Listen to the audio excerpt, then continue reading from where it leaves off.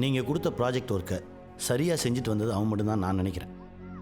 நீங்கள் அவனை என்கரேஜ் பண்ணலன்னா கூட பரவாயில்ல, மற்ற ஸ்டூடெண்ட்ஸ் முன்னாடி அசிங்கப்படுத்தாமல் இருந்திருக்கலாம். காலையில் 4 மணி வரைக்கும் முழிச்சிருந்து செஞ்சு எடுத்துகிட்டு வந்தவன் வெரி பேட், பாய் கடையில் வாங்கிட்டு வந்தவன் குட், ஆர்ட் ஸ்டூடெண்ட்டை வச்சு செஞ்சு எடுத்துகிட்டு வந்தவன் வெரி குட். ப்ராஜெக்ட் ஒர்க் யாருக்கு மேடம்? ஸ்டூடெண்ட்ஸுக்கா, பேரண்ட்ஸுக்கா, இல்லை பாய் கடைக்கா, ஆர்ட் ஸ்டூடெண்ட்டுக்கா? அதோ அங்கே பாருங்கள், Govindammal second be very very good. உங்கள் மனசை தொட்டு சொல்லுங்கள், இது அந்த பாப்பா செஞ்சு எடுத்துகிட்டு வந்ததா? யாரை ஏமாத்துறீங்க? ஸ்டூடெண்ட்ஸையா, பேரண்ட்ஸையா? சார் அவர் கரெக்டாக தானே சார் கேட்குறாரு. இல்லை உங்களை நீங்களே ஏமாற்றிக்கிறீங்களா? இது அங்கே போய் சொல்றிய? நமக்கு எதுக்கு சார் வம்பு?